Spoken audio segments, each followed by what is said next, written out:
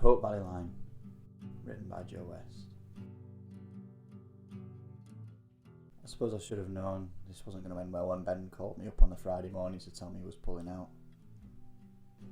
He'd been out on the Thursday night for a friend's birthday, I think it was. He was too hungover to make the trip. A model scout leader, I called him. As well as a few other things that were a bit more colourful. He apologised, told me he'd make up for it as long as I stopped shouting, and wished him all the best. One man, 5 kids, including my own, and a camping trip on half-term weekend. It must have been mad. We meet at Sheffield Station, 8 o'clock on Friday morning. The parents swoon and coo over the kids, tell them to behave and not to wander off. Mum sounds generally upset about the kids temporarily flying the nest. Also, dads are just thinking about all the sex they'll be having this weekend with an empty house. I just stand there awkwardly and tell them Ben isn't here yet, paranoid that if they knew it was just me, they might pull out too. A lot of these parents are middle class and can afford to look like blown up versions of the kids, right down to their M&S seasonal jackets and hairstyles. Rosie's a round girl, with plump cheeks that glow red in the cool morning breeze. This kid eats, and eats a lot. In 10 minutes we were waiting for the others. She had a banana, an apple, half a bag of raisins. At least it's all fruit, I suppose. I've learned from experience to sit her the furthest away from the biscuit table during club nights. Georgie and Gina reminded me of twins from The Shining. It's funny because their parents insisted on dressing them the same. Gun to my head, I couldn't tell them apart if they were both wearing hats. But thankfully, Mum and Dad had thought this one through. Georgie has short hair, Gina has hers long, and if they wanted to swap, well, tough. Kyle was late as usual. Well, that's not fair. His dad was late. He ambles around the corner with the bus tickets in hand, and the stink of brandy practically steams off him in the morning air. Unlike his dad, Kyle is polite and genuinely happy to be there. I like Kyle. Kyle says hello to me and goes straight to Ryan. The two start this sort of handshake that only 10-year-olds could understand. Ryan is mine, caught somewhere in the middle of the social groups. Final waves and my eyes dart frantically back to my phone, checking the time and having only a minor heart palpitation at the fact that we were only 10 minutes to navigate through Sheffield interchange at rush hour. Head count, all here. Right guys, let's get off. The kids start waddling inside and a bony hand lands on my shoulder, ringing me back. Kyle's dad chews the air as his mouth clambers to my ear. I try not to imagine how many teeth he's missing. He doesn't have a sleeping bag. He nods his dusty forehead at Kyle. I tell him not to worry because I brought spares. He also, he wets the bed. The kids get closer to being gobbled up by the writhing bodies of commuters crisscrossing along the station, so I ramble out something about it being alright as I speed forward to wake them up. Wellies, as it turns out, are not effective over short distances.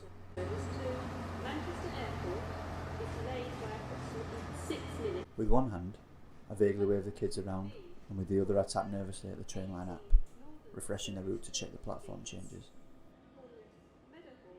Anxiety doesn't have a massive presence in my life, but when I've got to make an important train, it enters the scene in top hats and tails. The kids are all hyped up on Weetabix and poke and prod each other and meander over the walkway and across the platforms. They want to know who they'll be sharing with, how far the walk will be, why Ben isn't here. I tell them to wait until we're on the train. Scott needs to think for a minute. We pass rows and rows of modern trains, going to London and Edinburgh, and pack into ours destined for Hathersage.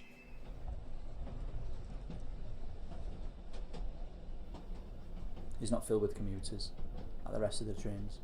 This one is full to the brim with farmers, walkers and ramblers. They brush leaves off their boots, and the air dances above their flasks.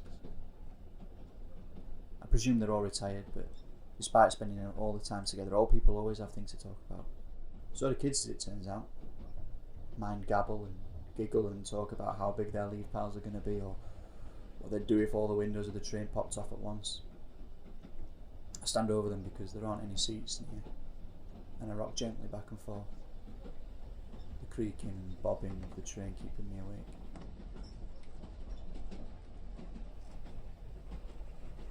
If someone asked you to make the sound of a train, you'd probably do that classic choo-choo shit that we all learn as kids. But trains don't sound like that. Not anymore, do they? They're hulking machines that rattle and shudder and click and clack.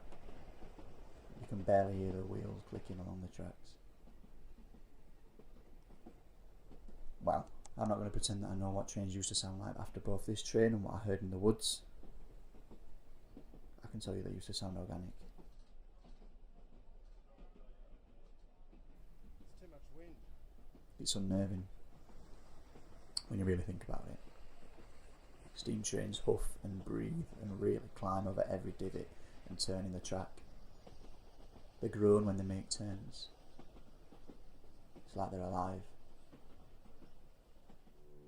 We disembarked with about 20 pensioners, and I noticed a banner across the station entry advertising for a ghost train every tea time during half term.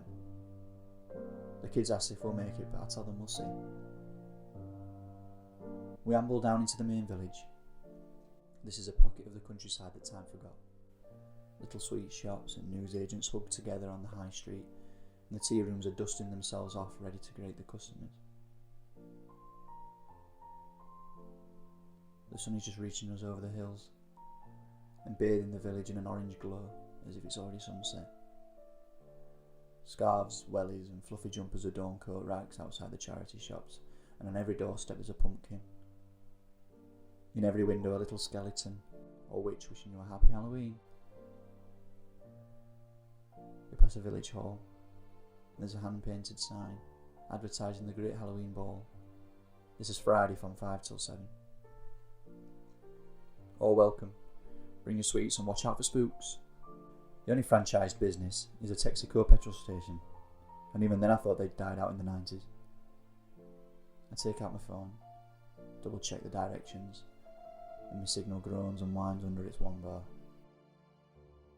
The campsite is a half a mile walk out the village, down a very well maintained public footpath. Everyone we see greets us as we walk past. It was that quiet you might forget it was half term. The campsite is rammed with estate cars and Land Rovers trying to get to space. People just parking on grassy verges and in front of benches. There's a little ranger station off to the side, and I park my children on one free bench in the whole place as I go and check in. Inside there's a scrawny man balancing 2 phones under each folder and taking notes in his free hands. He's sweating and mumbling agreements into each device. "Excuse me, pal," I ask. But he gives me his index finger. 1 minute that finger says, "Can't you see I'm busy?" I just stand awkwardly in the doorway whilst he finishes important business. He puts down both phones, sighing. "What?" he flaps. I tell him we're a scout group. The person on the phone said they'd be expecting us. We've got a spot reserved. The kid freaks out and starts rifling through papers. His eyes are of someone who's trying to pretend that he hasn't forgotten about us. A middle-aged woman steps rudely into the hut, ignoring me completely, and tells him the toilet's blocked and her daughter's been sick. The kid tries to apologise, and she asks to see the manager. He tries telling her that the manager isn't here today, but he insists that he can fix it. And just like that, I'm forgotten. The kid was obviously new, inexperienced, and not expecting it to be this busy.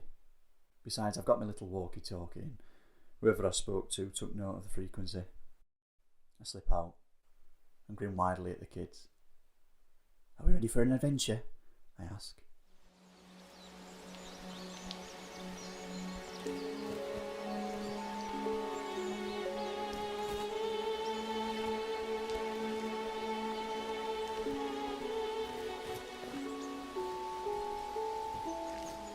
I'm the hero of the day. We venture off the beaten path, and within 5 minutes we're a million miles away from the car park and the hustle and bustle and that idiot ranger.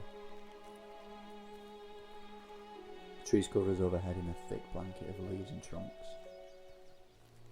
The leaves will start to fall, but the branches patch up the gaps that they leave behind.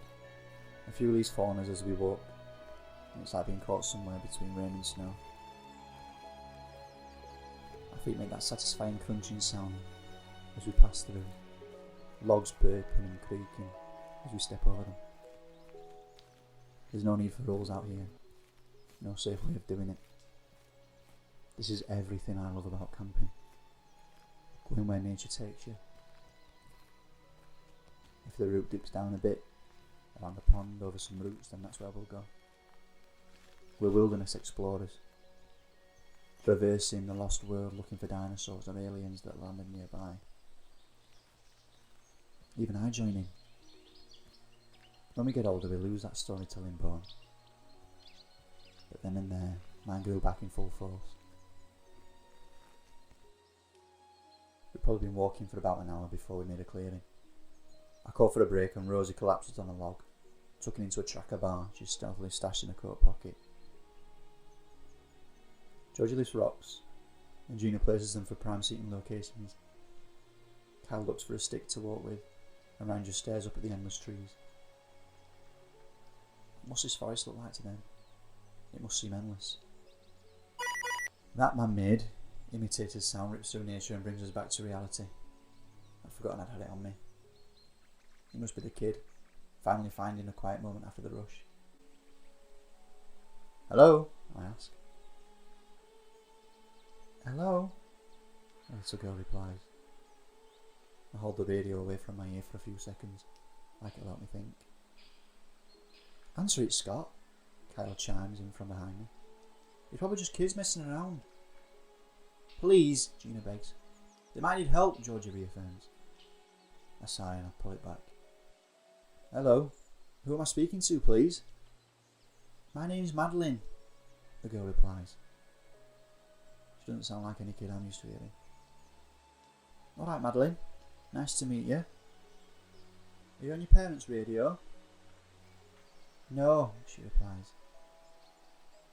"I don't know where my parents are." I wasn't expecting that. I look away from the kids, not wanting them to distract me. "Are you alright?" "No, I'm lost." "Who are you?" "My name's Scott. I'm a scout leader.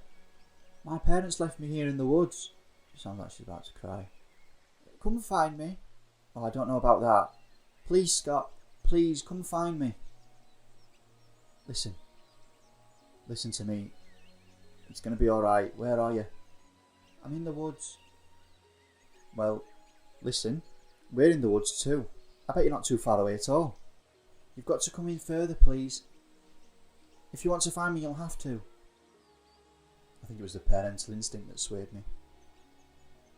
I was already in look after the kids mode, but in that moment I thought about Ryan being lost in the woods alone. I know what kids are like, and being a teacher, I know kids like to lie and get extra stuff, but she didn't break. She didn't sound like a naughty kid pushing her luck. Most kids usually crack at an idea of an adult coming to call them out. We were going a bit further in anyway, I suppose. Maybe not too much, but a bit more. I told her we were in a clearing, with a big fallen log. And by some luck she knew it.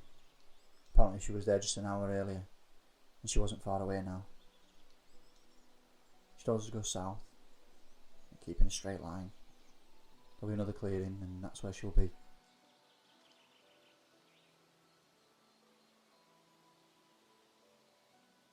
And sure enough, there she was.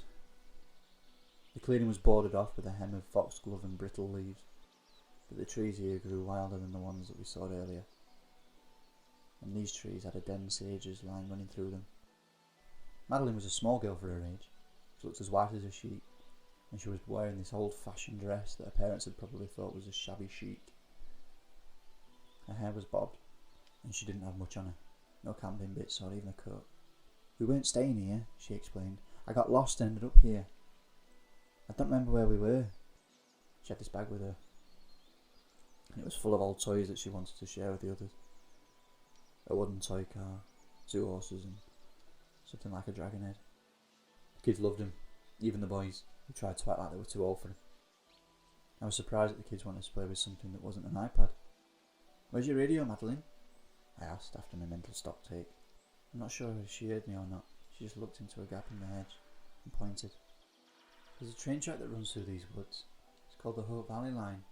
No one uses it anymore, but it should lead us to my parents. They told me to always head back to the track if I ever got lost. Even if her parents had gone back to the Rangers Hut, well, this would make her feel better. There wasn't much of a pathway, she pointed, and any that there might have been was overgrown and covered in nettles. But we weren't on it for long, and we soon made the train track. Nature had started to reclaim the abandoned railroad. The branches towered overhead and the leaves piled up against it, but not actually on it. The track itself looked like it had been barely used. And whichever way you looked at it, there was a grassy tunnel encumbered by leaves and trees. Madeline was trail leader now, picking a direction and taking us down it. By this point my orienteering had been thrown off, but I was sure this direction went further into the forest. The further we made it down the track, the wider the gaps in the group formed. George and Gina are walking hand in hand, obviously. The boys are together. Madeline is talking with Rosie. They're all quite far behind me, but I start to hear giggling in the back of my ears. Then someone throws a rock at the back of my head. It was only small, but it hurt like hell. I whipped round like lightning fast. Hey! Who threw that? I looked from eye to eye, expecting at least one guilty face or a pair of flushed cheeks, but there's not. Even Kyle, who's usually a troublemaker, is notably silent. I give the moment a few seconds more to settle and turn back. They genuinely look innocent, but nevertheless. Once we started walking, I hear the giggle again.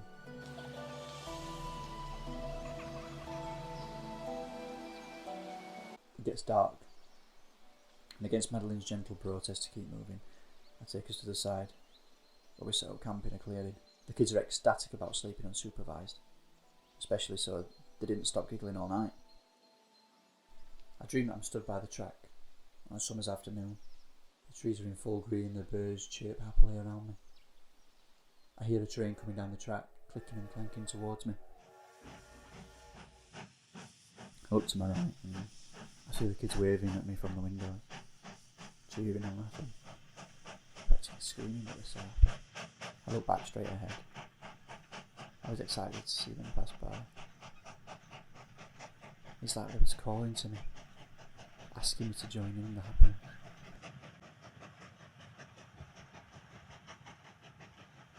But then they pass, and the train isn't how it was a second ago. The train is consumed in a blazing fire, each carriage like a furnace billowing smoke over the next. The screams aren't happy ones, they're dying ones. The kids are still hanging out of the windows, but the skin is burnt and peeling. Their faces shells of what they're supposed to look like. Their hands are still waving, and they grab and clutch at me as they pass by, throwing cinders and flecks of flames at me.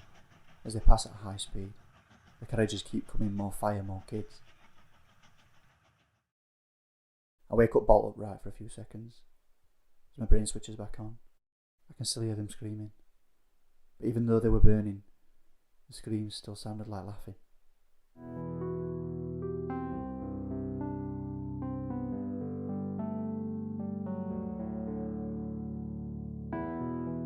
I'm up before the kids in the morning. Not hard considering how little I slept. I stretch my legs, start a gentle fire and start making breakfast. The kids come out of the tents in dribs and drabs. Ryan's first, but he doesn't burst out. He's quiet. He doesn't look like he's slept much either. I try to engage him, but he isn't biting. He does this sometimes, and I always assume he's just deep in some profound thought, as deep as a 9-year-old's thoughts can be anyway. Then come Madeline and Rosie, giggling at some joke that Madeline just told that they refused to share. Gina quietly joins the group, and I almost miss her. Maybe her and Ryan have some contest going on, or in joke about who can go the longest without laughing. I don't know. Kids do that, don't they? Carol's out of his and Ryan's tent, well past 8, and I joke, but with a hint of authority, about his lying. Days are wasting. I cook off the sausages and eggs and dish them out to the hungry mouths. Rosie's already eyeing up the seconds as I dish them out and do one of my routine head counts, the first of the day. Ryan, Kyle, Big Rosie, Madeline, the new one, Gina, Not Georgie, or was it Georgie? No, Georgie was over there. No, she wasn't. I looked to my right, then left, then stand up as if seeing behind the kids would give me a vantage point. Where's your sister, Gina? I ask. And Gina just stares distantly into the sausage bap she's nibbling at. I don't know, Gina whispers. She was here when I went to sleep, but when I woke up she was gone. Maybe she's gone to the loo, Ryan chirps in. Maybe she was eaten by a bear. I throw Kyle a dirty look for his unhelpful contribution. No, she'll be back by now, Rosie reasons, finishing off her breakfast in 3 bites. Girls don't take as long as boys. Are you sure she wasn't there? I ask, bending down to the twins' tent. Inside there's 2 sleeping bags, one for each twin. Only one is untidy and one is perfectly made. I'm sure, Gina nods. She didn't say anything about going. Or maybe a crazy clown will get her. Kyle rustles Ryan's arm, but he doesn't bite. My dad showed me a YouTube video of this man in a clown costume who chases you into the woods. That's really not helping. For the life of me, I can't think why one of the kids would wander off, especially in the night. I think I know where she is, Madeline speaks softly for the first time. Last night, we were talking about my parents and she got really worried for me. I tried to tell her it was okay because we were with you, but she went off to try and find them. She did get really upset, Rosie nods. But why would she do that in the morning before I got up? Madeline shrugs. I asked Gina if that sounds like a sister and she agrees. Georgie did like to explore. She'd always be climbing up trees when they went for walks with the parents. Carl calls her a monkey, and Ryan called him a prick. I knew teaching him that word had come in handy. So with only Madeline's word to go off, we pack up and rejoin the train track.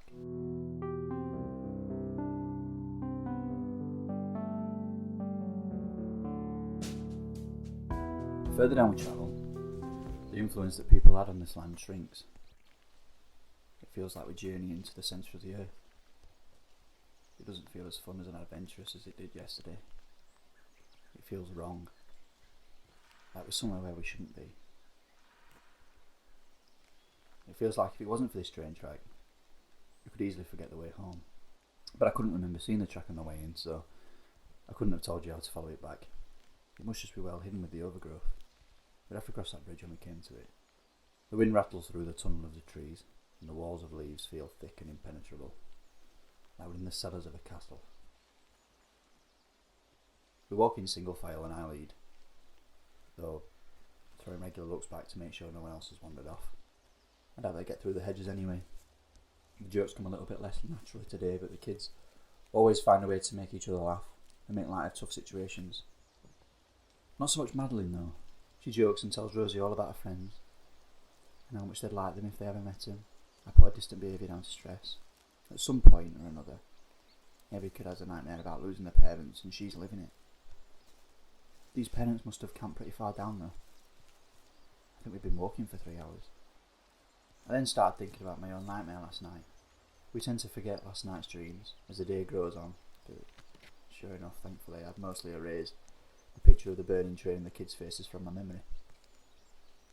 The noise stuck with me though. It felt like every time the wind bustled through the tunnel, it carried the sound of the train with it, only quietly. Quiet enough for me to think I was going mad, but it was there.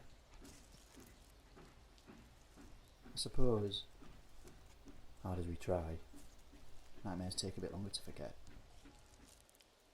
Even the walking doesn't feel like it did yesterday. It doesn't feel like your legs are working and your chest is going, probably because we're following a train track and there isn't much hills. But it feels like a march, like we're trudging towards something bad. Scott, Rosie calls from the back. Can we have a break? We've been walking for hours. I turn around and look at the group for the first time. I felt rough after no sleep and this much walking. The kids looked shot. They all had bags under their eyes and it looked like they were flagging. Not Madeline though.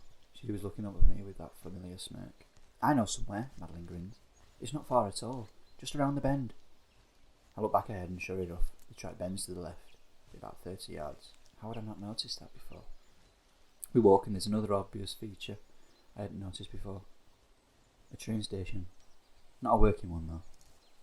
It's abandoned, and nature has started to reclaim it. The windows are all buckled. The bricks are battered. It looks like an oak tree has sprouted out of one of the corners. But there's a charm to it in a weird way. All places always seem to have that air to them. The kids instantly spark up and make quick pace towards it. Did you find this with your parents? I asked Madeline. She replies, No, with my friends. It's only a small building with a ticket office, waiting room and a conductor's office, but a lot of this stuff looks so old it could be dangerous. The ticket office doesn't hold their attention for long, but I linger here, reading the posters and trying to put a date on this place. If I had to guess, I'd say it was 1940s. My suspicions are confirmed when I read a poster for the Halloween Express dated 1946, children only. It reads, "Can you survive a trip through the haunted forest?" In any other context it'd be harmless, but here it was genuinely unnerving. It didn't help that as I was reading it, as if on cue, I started to hear that bloody train again. It started quiet at first, as it had before, then it starts to get louder. Then my brain decides to couple it with the other noises from the nightmare. I start hearing the kids laughing and shouting and crying, and in a weird way it sounded like they're saying my name. I look at the busted door on the platform, and I'm drawn to that opening. I gently step out onto the platform and watch the leaves skip across the aged concrete, cracked and mossy with time. There's a picket fence that runs down the side of the track, and the paint is chipped and stripped back. I look to my right and I can see a train, out in the distance, coming towards me. The same excited feeling rising in my chest, and crushed by the same feeling of dread that I felt in the dream. A scream. I whip around and Gina stood in the open doorway, the other kids behind her, staring at the bench of the platform. There's a coat on the bench, but it's not mossy and aged like everything else, it's like new. It's Georgie's coat. So Madeline leads us to the train station she just happened to know was here, and Georgie's coat's in here. "Alright, Madeline, joke's over." The kids part and Madeline stares at me innocently. "Where is she?" "I don't know. This is a trick, isn't it? You two plan this to spook us. Georgie goes ahead and you lead us here and pretend, I don't know." "But what?" "Georgie's missing and we're all a bit lost. This isn't the time to be scaring everyone. We're all scared enough as it is." "Are we?" Madeline flicks a challenging eye again, and I realise in that moment that I'm genuinely unnerved by this kid. I also think about how it looks to the others. For me to be ganging up on this newcomer like this. I step back, wipe my face, trying to dig into the logic reserves of my brain. Kyle steps between me and Madeline. She couldn't have gone far without her coat, Scott. Think about it. Kyle can't hold eye contact for long, but what little he gives he means business. He probably fancies Madeline a little bit. She doesn't stop him, just stands behind him and carries on eyeing me with those wide eyes. I have to drop it, chalk it up to coincidence. Maybe Jodie did just put a coat here, or someone got to her first and took it from her. She'll turn up. We'll carry on a bit further today, if only to humour Madeline and genuinely try and find Georgie. But tomorrow we turn back. As useless as that ranger might be, we'll need him, and the whole mountain rescue soon.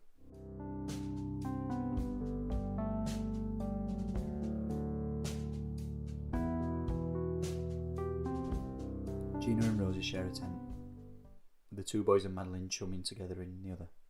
Well, that was the idea anyway. Whether he felt like a third wheel or just because he disliked Madeline as much as I did, Ryan has to share with me.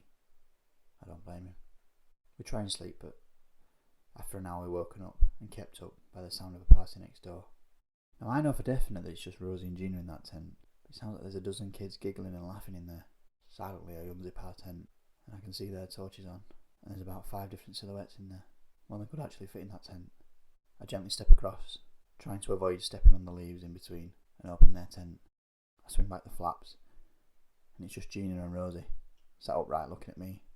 They ask me if I'm okay. "Yeah, was there anyone else in here?" "Well, Madeline was showing us her friends," Rosie explains quietly. I stumble over to the other tent and unzip it. Madeline is sat upright, staring at me as if she was expecting me. "What are you doing?" "Nothing. The girls in the other tent say you were showing them something." "I've been sat here all night." She gives a subtle shrug. I glance through the sleeping bag and realise for the first time that it's empty. "Where's Kyle?" Eyes darting around the tent as if he's hiding somewhere. Madeline just sighs. "You went with Rosie." I didn't sleep much after that. Half considering going out looking for Kyle, but then remembering how dark it is.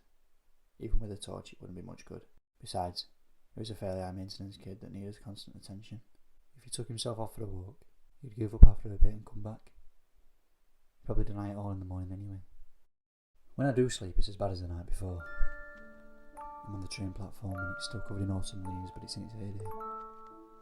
Cheery music sounds and the sky is amber and orange, settling a stark sunset over the platform. Adults bustle and joke around me, but no one takes any real notice. There's the noise again. I look as before to my right, and a train is pulling up again. I feel excited. A little dread, but mostly excited because it's actually here. In seconds it's pulling up at the station. Adorned on the inside with cobwebs and pumpkins, a hand-painted sign on the seat that reads Halloween Express. On my left, a line of children appear, led by Madeline. They're all dressed in smart school uniforms, look like evacuees. They laugh and joke and point at the train, their eyes wide with excitement that they can't contain. The happiness is bursting from them, and they start screaming. The adults do nothing to calm them down. The last child appears. It's Ryan, joking and grinning widely with the rest of them.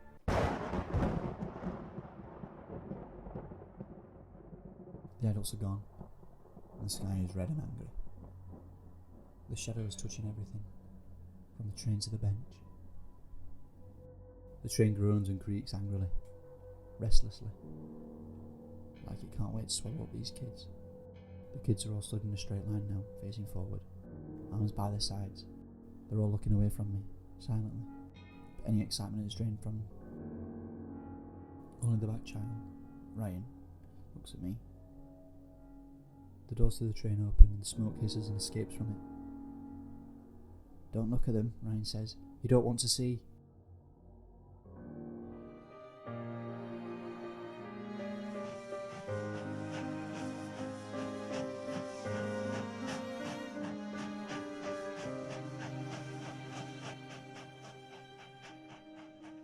The train.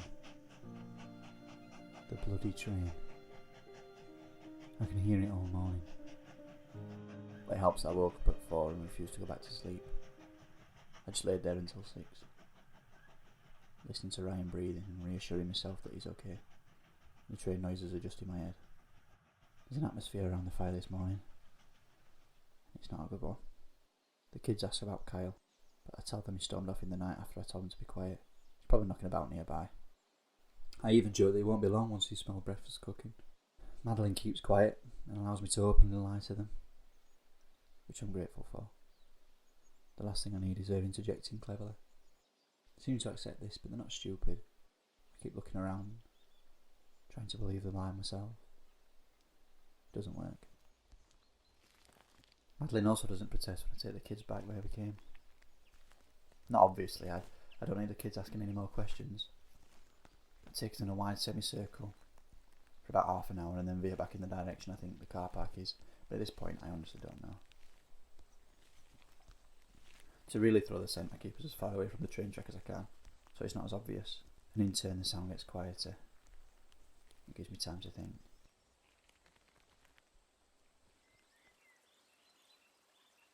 After a couple of hours, we hit the cliffside, overlooking a little brook. It's got a babbling stream escaping through the cracks in the rocks, and growing in a few small puddles before gathering a full-sized pond. It's a little slice of paradise in the middle of an unwelcoming forest, and I feel a little revived to see the trees have been cut back a little more here. Of course, Rosie and Gina beg to go for a swim, and though my mind reminds me that it's October and it's not swimming weather, the water is running and I'll let them dive in.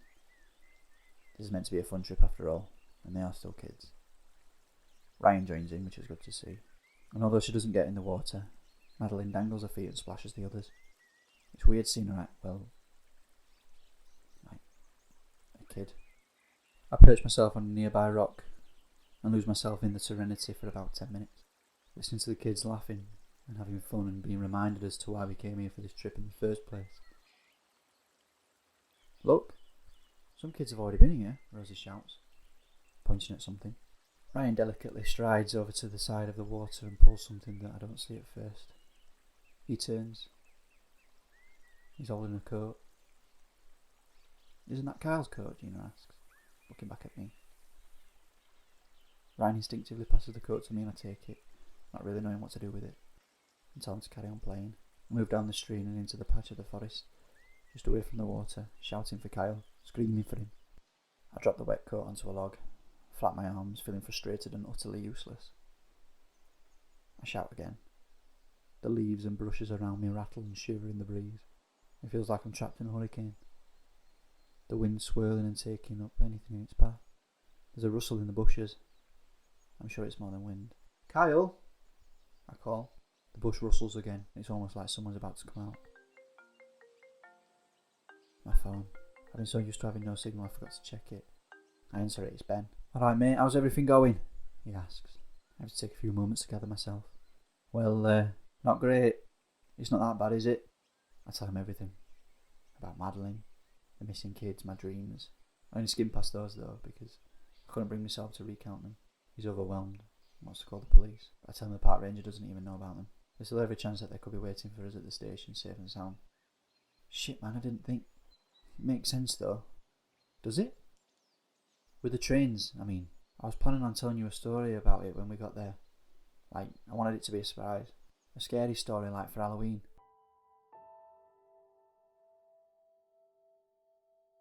Ben was the one who picked the forest, not hardly because of its colourful history. He was the one who did all the research, and, as he explained, once he'd read about what happened here, well, we couldn't not go. Before the Second World War, this was set to be a massive development that would connect one side of the Peak District to the other. The whole village was on it, helping develop this track and even building a little station, if only for the walkers and campers. But then the war happened, the railway was postponed. After the war, the track reopened as part of making Britain great again. It was completed in time for Halloween. As a treat for the kids, there was a child-only ride on Halloween, the Halloween Express. According to the itinerary, it was meant to be a spooky round trip, no longer than 20 minutes, on a loop of the forest. It was advertised to only the bravest of children, and it was set off at sunset. There'd be sweets, a volunteer telling some ghost stories, and during the grand finale the lights would turn off and someone would run down the train in a costume. But it all went horribly wrong and no one really knows why. Online there were rumours that a vengeful employee who was made redundant before the war hijacked the carriage. Railroad historians just put it down to negligence. Whatever happened, the train set out from Hathersage and arrived in the next town completely on fire. Reports said that the kids were hanging out of the carriage screaming for help but no one could go near. The track had a short history afterwards, mainly being used for forest workers, but it was shut down 10 years later due to lack of business. Around October, rail workers reported seeing children running around the tracks who weren't really there, and many left the job under psychological stress. I was quiet for a long time after he told me. I thought about my dreams, about the giggling I heard in the girls' tent, and the uneasy feeling we all had the further we went into the forest. Then I thought about Madeline, and how we'd just stumbled across her in the clearing, about how we'd been travelling for nearly 2 days and not seen eye or ear of her parents. I thought about Georgie and Kyle. What was it the girl said last night? Madeline was showing us her friends. You haven't seen anything, have you? Ben asks. Dad? Ryan stood there shivering in his coat. I dropped my phone and run to him. I'm covering him in mine, trying to rub some heat back into him. His teeth are chattering and he's crying. I tried, Dad, but they wouldn't listen. Ryan explained that Madeline was asking Gina and Rosie if her friends could join them. Ryan didn't think it was a good idea and wanted to wait till I was back, but they didn't listen to him. He left them for a bit and went diving by himself into deeper water. He apologised for going into the deep end when I told him not to. When he was under, he tried to see what he could underwater, but he couldn't see much on the ground. He looked upwards back towards the girls, but through the water he said he could see a group of kids, probably 10 or so, all standing around the water. When he came up, they were gone. Gina, Rosie, Madeline, and anyone else who was there. He was in shock, and I tried to calm him down, standing there for about 10 minutes, getting the colour back in him. I tape back my phone and signals dropped, of course, and we make our way back to the water. Sure enough, just as Ryan said, they were gone. I didn't let my sight off Ryan for the whole trek back, and though we kept a steady pace, when it got dark, we were nowhere near the ranger station, forced to make a camp. I made sure we were in an open space with clear paths stemming from it. We ate in silence, around a small fire, and I kept Ryan next to me as we slept. My dreams weren't as horrifying as they'd been the 2 nights before, not at first anyway. I was inside the carriage tonight, and the dying sunlight was blinding. Despite being Halloween night, the carriage was warmed by the sun and rammed with giddy children. The same ones that I'd seen last night. Ryan sat next to me, still in the school uniform. We rocked gently, with the rest of them. The kids sat mostly in pairs, but there was this one girl in front of me on a bench to herself. She turned to us as I realised it's Madeline, her face filled with some actual colour. Let him play with us, Scott, she smiles. Oh, please, won't you let him play? Before I can answer, she's engulfed with the rest of the carriage in a ball of fire and I wake up. Dad, Ryan is shaking me. Dad, please wake up. My eyes take a few seconds to adjust to the dim light, and in the silhouette of Ryan's torch I can see figures moving around outside, quick and small. Madeline's outside. Ryan gulps. She's outside, shouting for me. She wants me. Without a second thought, I unzip the tent and scramble out, ready to face whatever's out there. In those few seconds I remind myself that whatever it is out there has never shown itself. It always hides at the last second or scurries away. Sure enough, as I emerge with the torch, there's nothing. The bushes rustle and shake even though there's no wind, and I can hear them giggling again, and the gentle rhythm of the damn train, but there's nothing. With no one in our way, I scoop up Ryan and make for the ranger station.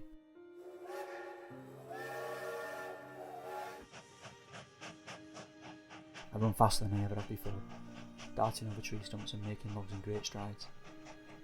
The forest is alive with the children. I see them running alongside me, darting and dashing in between the trees. I don't know if they think I can't see them or if they're teasing me. They laugh and shout at me as I amble through. They're asking for Ryan. They tell me they have the others. I hear Madeline's voice the loudest. She's telling me there's no point running. I hug Ryan closer to me and just keep running, determined that if I keep it straight and narrow I'll see home again.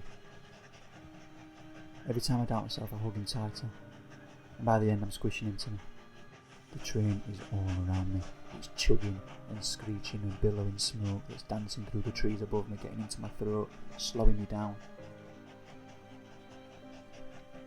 And then we emerge from the trees into the car park. In the same place we started 2 days ago. The nervous park ranger stood there with his torch, which he shines on me and Ryan. Benny stood next to him, looking freezing and sweating at the same time. Behind them, Rosie, Georgie, Gina and Kyle are huddled together in shock blankets. The mountain rescue team, police, an ambulance, they're all here. The ranger's mouth drops as he sees us emerging from the tree line. I collapse on the ground, and all the noises disappear from my head. A white noise cleanses from my ears of the giggling, the children and the train. Ben's the first one to reach us. I think Ben tries to pull Ryan away to check if he's alright, but I hold him tighter, both of us crying. Just a bit longer, I think. Just let us have a bit longer. After that I blacked out, but I didn't mind. I let the arms take my weight, carry me to safety. I think I even let go of Ryan after a while. The last things I heard was silence.